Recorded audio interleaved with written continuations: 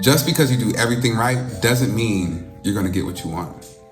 And that's a hard truth a lot of people don't want to accept, especially in relationships.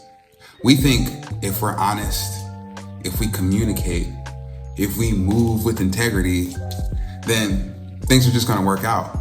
But that's just not how alignment works. So first, disclaimer, I am not a licensed therapist. This is just my perspective from my experience, growth, and real life situations. So I went through a situation with somebody I genuinely cared about. I was honest about who I am, how I date, what type of relationship I wanted, and even with all that, it didn't work.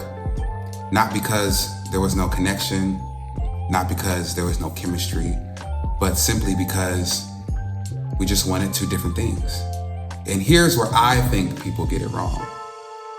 A lot of people think if I communicate better, this can work. No.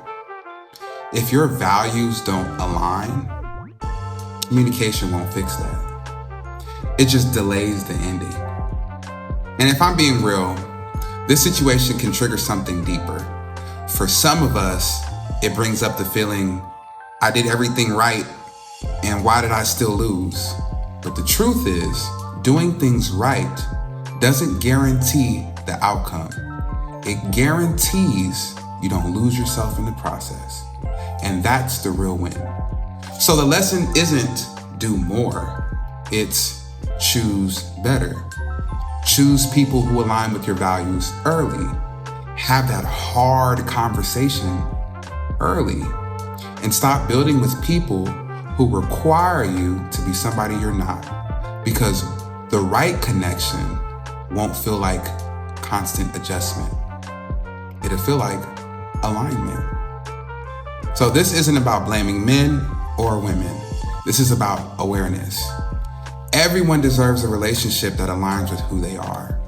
And sometimes the most respectful thing you can do is let go of something that isn't aligned. So follow if you're building peace and not just chasing connection.